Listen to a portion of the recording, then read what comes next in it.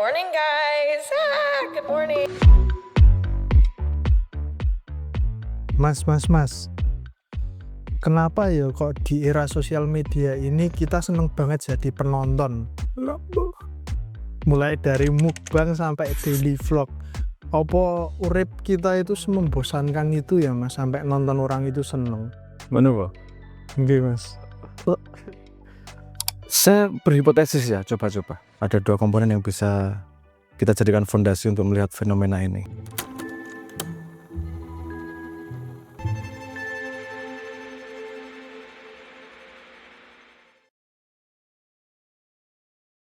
Pertama, mirror neuron, di mana kita ikut merasakan atau ikut tersentuh atau ikut terstimulasi ketika melihat sesuatu, hanya melihat.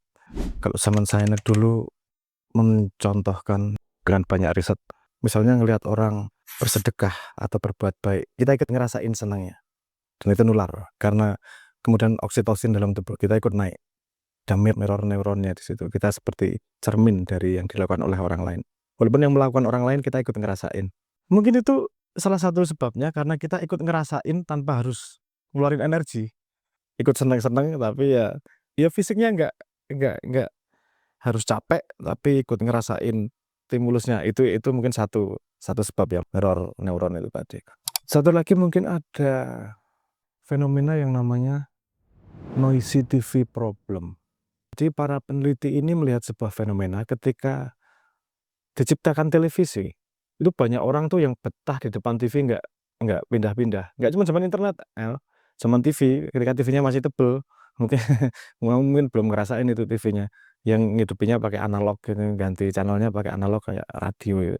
Baru zaman itu aja dengan CRT TV itu orang sudah ada fenomena itu, maunya nonton terus dan nggak lepas dari itu. Dan itu kayaknya yang ngeluarin si Stephen Huber, nggak salah, Stephen Huber namanya. Itu sebuah peneliti AI sebenarnya, dia peneliti AI tahun 90-an, belum secanggih ini AI-nya, tapi dia mencoba memecahkan masalah bagaimana AI bisa menavigasi di ruang yang dia belum pernah melihat sebelumnya, novel, tempat yang baru. Nah, dia melihat manusia itu kayaknya kok ada reward ketika mencoba hal yang baru, dilihat dari orang pengen berpetualang, pengen berwisata tempat yang dia belum pernah datang. Artinya sesuatu yang baru itu ada stimulusnya. Nah, kemudian dia membuat AI-nya ini dapat reward, merasa senang lah dalam tanda petik AI-nya ini ketika melihat sesuatu yang baru. Jadi ketika ada jalan-jalan yang belum dieksplor, baru nih dieksplor sama dia. Itu waktu itu cuma mau memecahkan masalah maze ya, bagaimana dia keluar dari labirin gitu. Ini jalan belum pernah dilewati, bagus dilewati. Jadi semua jalan dilewati. Robotnya jadi senang eksplorasi, which is good. Masalahnya datang kemudian ketika dia mencoba nanam virtual TV. Karena ketika di depan TV, dia nggak perlu gerak kemana-mana, baru terus tuh. Jadi dia nggak perlu kemana-mana, baru terus dan mandek di depan TV. Mungkin itu fenomena yang sama, bahwa manusia senang sesuatu yang baru, dan effortnya sangat rendah ketika cuman lihat satu jempol nge-swipe aja sesuatu yang baru lagi, dopaminnya naik, terus gitu. Ya udah, dapat reward untuk sesuatu yang energinya sangat kecil. Itu ya mau nggak mau naluriahnya manusia jadi senang di situ terus. Mungkin dua itu bisa jadi fondasi ya, bahwa manusia punya naluri neuronnya, bercerminnya itu tadi sama orang lain, terus sama naluri novelty, senang lihat sesuatu yang baru, dan sosial media menyediakan itu nonstop. Apalagi sosial media ya, karena kalau dulu kan produksi oleh PH, TV, film oleh entiti besar, sekarang semua orang bisa konten, jadi sesuatu yang baru itu unlimited, banyaknya luar biasa banyaknya. Mas, tapi setelah pakai sosial media aku refleksi semakin gak bersyukur ya. Biasanya makan Indomie itu rasanya nikmat banget, tapi karena nonton mukbang nggak senikmat itu ya Mas. Apakah sosial media itu seberbahaya itu ya Mas, bikin nggak bersyukur? langkah paling enak itu nyalain sosial media, nyalain lingkungan itu masalah paling gampang itu. Sing salah tuh, "Oh, saya basah gara-gara hujan, saya nggak bisa pacaran, wah gara-gara bensinnya kosong." Kan gimana nih motornya nggak beres, bensinnya bisa kosong. Nyalain orang lain itu paling enak. Nyalain lingkungan paling enak. Apa ya? Hyperstimulation itu tadi. Saya jadi teringat salah satu eksperimen burung camar kalau nggak salah. Burung camar itu anaknya itu orang tuanya itu mangap gitu, ada titik merah di paruhnya, di beaknya. Dan si anak matukin itu sehingga burungnya regurgitate apa ya, muntahin makanannya, terus dimakan sama anaknya. Apa, ketok-ketok merah itu lagi, muntah lagi. Ini ada iseng manusia iseng yang bikin percobaan, bikin pakai kayu, bulat merahnya dibuat besar, lebih besar daripada yang di paruhnya si ibunya si camar ini tadi. Apa yang terjadi? Si anak ini milih matuk si kayu yang merahnya besar, walaupun nggak dapat apa-apa. Kalau teori saya itu karena naluriah dia mematuk dan lebih mudah mematuk yang lingkarannya besar. Itu dia patuk aja itu terus walaupun nggak keluar makanannya. Entah itu apa naluri dasar semua makhluk atau enggak, tapi kayaknya yang lebih mudah itu yang dilakukan dengan walaupun hasilnya imajinatif ya, atau bahkan dia membuktikan bahwa tidak ada hasilnya. Kamu tadi ngomong baseline tentang baseline kebahagiaan itu, kamu fenomena ini kalau nggak salah. Orang dapat lotre senang luar biasa, kasih setahun dia balance, setahun dia balance. Ada kalimat yang mungkin bisa kamu pakai di masa depanmu ya. Time heal everything. Oh, nanti nek kowe patah hati, tunggu waktunya aja, nanti pasti akan disembuhkan. Jarine ngono kuwi. Walaupun beda laki-laki sama perempuan berbeda ya, itu pembahasan yang lain lagi itu nanti. Healingnya itu gimana beda. Oke, time heal everything. Jadi ketika cukup panjang waktunya, dia akan mengalami normalisasi. Bahkan ada istilah ini di lingkungan teman-teman Leto. Itu ada istilah wis koyo telo gitu ya. Sudah seperti telo. Telo itu ubi yang dianggap sebagai makanan yo bukan tidak enak, tapi yo standar gitu. Jadi teman-teman itu ngalami sebuah fenomena di mana ketika makan enak, itu kalau kebanyakan suwe-suwe juga ngomong wis koyo telo rasane. Itu ngapain aja terus wis koyo telo. Itu artinya sudah terjadi normalisasi tersebut. Nah, normalisasi tersebut kan ada beberapa syarat yang terjadi. Bahwa stimulusnya di situ, ukurannya kemudian diukur dengan stimulus itu, dan terjadi waktu die down nih, tidak ada sesuatu yang baru lagi. Maksudnya gini, kamu dapat lotre, kan nggak terus besok dapat lotre lagi, lotre sekali, itu diinget-inget, terus kemudian semakin lama ya hilang. Sedih, itu diinget-inget lama-lama ya semakin dilupakan sedihnya. Bahkan ketika gue pacaran, coba ingat, oh, kamu pernah diterima nggak sih? Oh, pacaran selalu. Oh, selalu. Oh, Allah subhanallah. Optimis itu penting. Jadi ketika diterima pacaran, saya terima cintanya diterima atau tidak besok ya, terus besok iya deh nggak apa-apa. Mari kita jalan bareng. Wah sih, hidupmu bahagia tuh hari itu. Kasih 3 bulan, kasih 6 bulan, ada die down-nya itu, kemudian menjadi normal lagi, menjadi baseline lagi. Karena sebenarnya yang kita rasakan itu bukan seberapa tingginya yang kita dapatkan atau seberapa rendahnya yang kita dapatkan, tapi relatif jarak dari baseline. Baseline kita seberapa jauh loncat, habis itu ya baseline kita berubah nih. Makanya dulu kalau Mbah Nun bilang pernah gini, hati-hati berubah standar hidupmu. Walaupun duitmu banyak, nanti kamu nggak bisa merasakan enaknya 10.000. Tetap baseline-mu pada yang minimal agar semuanya menjadi membahagiakan. Si Mbah pernah ngomong kayak gitu tuh. Jadi artinya baseline itu kalau saya balik lagi, baseline itu pasti akan terjadi, akan normalisasi lagi. Problemnya di sosial media adalah senangnya tuh spike. Sebenarnya gini, kamu nonton satu video, senang, spike, habis itu turun lagi.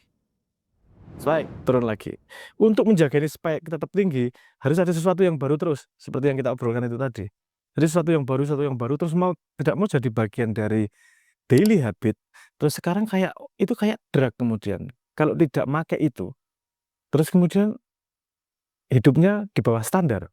Karena dia membuat standar baru, yaitu mendapatkan dopamin dari nonton sesuatu yang baru. Nah, itu membuat sosial media menjadi sesuatu yang tidak sehat dalam tanda petik. Mari kita obrolkan ya ini implikasinya kemudian ya. Mari kita analogikan sedikit.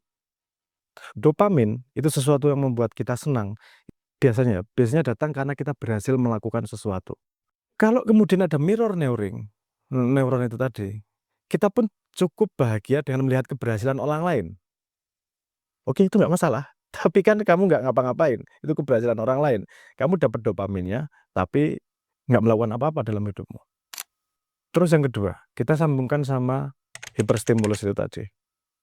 Daripada saya kerja, melakukan sesuatu yang ada resiko gagalnya, udah capek ada resiko gagal, mending nonton yang sudah berhasil, yang sudah senang-senang di sosial media. Dan di sosial media itu kan difilter toh. Yang ditunjukkan kan yang bagus-bagus. Buruk-buruknya ngapain ditunjukin ke orang, yang bagus-bagus saja. Kalau kamu ngomong kan bisa terinspirasi. Iya, terinspirasi itu ketika kamu melihat sesuatu dan kamu melakukan untuk dirimu sendiri. Tapi kalau kemudian kamu membuat sumber dopaminnya adalah nonton keberhasilan orang lain, jangan salahkan dunia karena kamu membuat sebab itu. Akibatnya kemudian bahwa kamu tidak mengalami keberhasilan itu sendiri dalam kepalamu. Ini sudah cukup nyambung sebenarnya. Ada beberapa fenomena yang bisa kita manfaatkan. Ada dorongan bahwa kita pengen nonton sosial media, dan ada reward ketika kita nonton sosial media. Tapi juga ada resiko ketika nonton sosial media. Karena kamu mendapatkan sesuatu yang sebenarnya tidak kamu dapatkan. Kue untuk rosone, tapi tidak dapat usahanya. Dan tidak dapat realnya dalam tanda petik. Ini handle-nya gimana? Ada yang kritik. Apakah kemudian keputusan Mas Noe keluar dari Twitter adalah menghindari itu? In part mungkin. Karena kemudian waktu itu ketika saya keluar dari hampir semua sosial media, mungkin saya masih punya akun-akun sosial media memonitor, tapi tidak secara aktif ngomong atau seterusnya. Karena saya merasa belum bisa menggunakan sosial media pada sisi itu, pada sisi diskursusnya, untuk bisa berguna dalam jangka panjang di hidup saya. Dan saya merasa ribut di sosial media, debat di sosial media, itu tidak menarik. Terutama urusan asymmetric war. Ketika kita mau diskusi sama orang, ketika kita mau saling menumbuhkan satu sama lain, itu ada salah satu fundamental syarat, yaitu dua-duanya pada level yang sama. Level yang sama tuh gini, contohnya, level identitas saja nggak sama kok. Yang satu anonim, yang satu nggak anonim. Risknya asimetris nih. Ngapain saya ngeluarin sebuah ide yang kemudian hanya akan dibuzzeri oleh orang-orang yang tidak mikir beneran tentang itu juga. Saya sangat senang diskusi dengan orang-orang yang memang mau berpikir serius tentang sebuah masalah.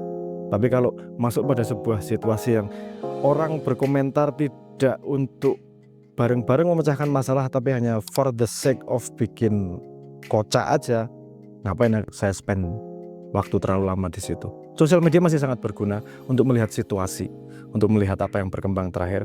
Tapi saya harus menjaga diri agar tidak terseret ke dalam sosial media tersebut. Karena yang paling penting adalah reality yang saya buat. Saya akan masuk ke poin terakhir nih. Ada pertanyaan gini kemudian, kalau melihat kesuksesan orang lain atau melihat sosial media membuatmu senang, sebab yang dibuat oleh orang lain, padahal kamu sebab sendiri tidak membuat, terus kamu tetap membuat senang. Pertanyaan kemudian, realitas yang kita alami apa sih? Apakah realitas di kepala, imajinasi, ataukah realitas fisikal? Nah itu mungkin yang perlu kamu waspadai sebagai anchor, bahwa kamu harus pegangan betul realitas di kepalamu itu datang dari mana. Karena ada orang ngomong gini, realitas adalah realitas fisik, belum tentu. Saya mendefinisikan realitas adalah sebuah stimulus yang membuat kita beraksi. Nah, misalnya gue L ya, yang katanya udah pernah pacaran, toh coba kita buktikan. Kalau kamu dengar dari temenmu bahwa pacarmu sedang naik motor dibonceng cowok lain, panas nggak kira-kira? Panas banget, Mas. Nesu ya? Nesu. Apa itu kenyataan? Belum tentu loh, belum tentu dia dibonceng sama cowok lain loh. Tapi reaksimu adalah kemudian kamu langsung panas. Saya mengkategorikan itu sebagai realitas yang ada di kepala, tapi tidak kita kontrol. Kalau kita hidup mayoritas pada realitas yang imajinatif, kita nggak bisa membuat sebab akibat untuk hidup kita. Jadi kita jadi cuman melayang-layang di sebuah ruangan yang kita tidak hidup di situ juga, cuman imajinasi kita hidup di situ. Menurut saya salah satu jebakan yang paling berbahaya di generasi ini, karena kemudian kita tidak terlatih untuk melihat apa adanya. Realitas itu yang kita alami adalah realitas imajinasi atau realitas sebenarnya di dunia. Perlu Gen Z seperti kamu itu detach, kadang-kadang melihat realitas sebenarnya, kadang-kadang memang main di realitas imajinasi, nggak apa-apa, tapi paham bahwa itu main. Problem utamanya adalah ketika kamu main sosial media dan itu merusak realitasmu. Problemnya cuma itu aja kok. Kalau kamu kemudian main sosial media tapi paham bahwa itu bukan realitas yang bisa mengganggu realitas imajinasimu, It's okay main sosial media. Jangan sampai ganggu realitas yang sebenarnya aja. Jangan sampai kemudian salah sangka. Kamu kira realitas yang di kepala itu adalah imajinasi, itu adalah realitasmu sendiri. Enggak, realitasmu yang sebenarnya adalah yang kamu alami setiap hari. Kamu napas, kamu makan, kamu kerja di mana, kamu bertanggung jawab terhadap apa, kamu memecahkan masalah apa, kamu mendesain hidupmu masa depannya seperti apa, dan seterusnya. Jadi rekomendasi saya adalah paham kuda-kudanya. Realitasmu tuh yang mana sih? Realitas yang imajinatif atau realitas yang kamu alami secara fisik juga. Jadi grounded. Gunakan sosial media sebagai input agar kamu bisa lebih mengontrol realitas realmu, bukan realitas imajinasi. Intinya sebenarnya adalah kemampuan untuk menentukan secara sadar di mana realitasmu. Karena kalau kamu terlalu banyak menonton dan mengadopsi, memirror realitas yang kamu lihat, kamu akan kehilangan realitasmu sendiri. Selama kamu masih grounded dan jelas realitasmu seperti apa, it's okay main kemana-mana. Belajar apapun, nonton sosial media, nonton TV, whatever, tapi kamu tahu bahwa itu input dari realitas, bukan realitas itu sendiri. Mungkin itu yang bisa kita petik dari keresahanmu, El. Jadi, ayo El, upgrade pacar imajinasimu menjadi pacar yang real, El. Kalau pacar imajinasi itu cuma bisa dilakukan dengan imajinatif, karena nggak bisa kamu ijab kabul itu pacaran imajinasi itu. Tapi kalau pacaran sebenarnya kan bisa dijab kabul, menyenangkan orang tua. Lihat nih bedanya. Pacar imajinatif membuat orang tua sedih. Pacar sebenarnya membuat orang tua bahagia. Akibat apa yang ingin kamu cari? Oke. Ini orang tuanya Noel tentu nonton. Monggo jadikan bahan ini untuk marahin Noel. Monggo silakan, matur nuwun.